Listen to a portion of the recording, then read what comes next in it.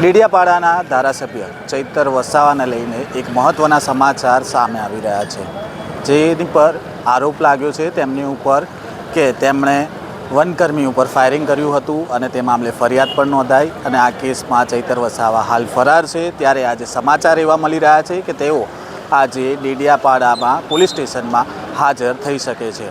આ વાત વહેતી થતાં અહીંયા મોટી સંખ્યામાં છે તેમના કાર્યકરો છે તે અહીંયા તેમની ઓફિસ ખાતે આવી પહોંચ્યા છે। તમને અમે સીધા દ્રશ્ય બતાવવા માંગીશું કે આ પ્રકારનો અહીંયા માહોલ છે ડેડિયાપાડામાં, જ્યાં ચૈતર વસાવાની જ્યાં ઓફિસ આવેલી છે ત્યાં મોટી સંખ્યામાં જે તેમના સપોર્ટર્સ છે તે અહીંયા એકત્ર થઈ ગયા છે અને સાથે સાથે વાત કરવામાં આવે તો પોલીસનો પણ એટલો જ ચુસ્ત બંદોબસ્ત છે।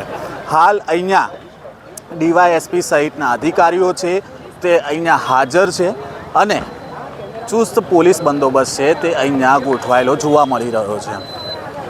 અહીંયાથી 500 મીટર જેટલા અંતર ઉપર ડેડિયાપાડા પોલીસ સ્ટેશન પણ આવેલું છે અને વાત એવી પણ સામે આવી રહી છે કે અહીંયાથી એક રેલી નીકળશે અને એ રેલીની અંદર ચૈતર વસાવા હાજર રહેશે। તેમની સાથે અન્ય નેતાઓ જેમ કે ઈશુદાન ગઢવી અને ગોપાલ ઇટાલિયા, યુવરાજસિંહ સહિતના નેતાઓ આ રેલીમાં જોડાશે।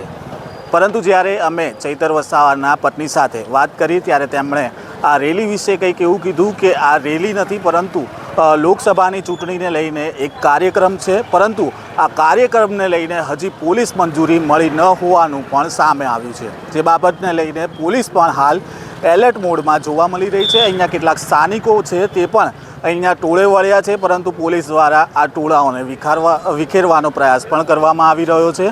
અહીંયા કાયદો અને કાયદો જળવાઈ રહે તે માટે પોલીસ પણ પ્રયત્ન કરી રહી છે। ત્યારે હવે જોવાનું રહ્યું, 9 વાગ્યાનો સમય હતો, ચર્ચા એવી હતી કે 9 વાગ્યે ચૈતર વસાવા અહીંયા હાજર થશે, પરંતુ હજી સુધી ચૈતર વસાવા અહીંયા હાજર નથી થયા।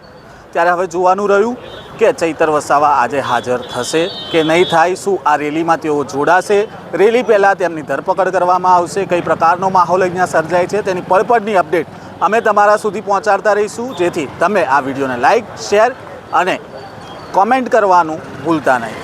નમસ્કાર।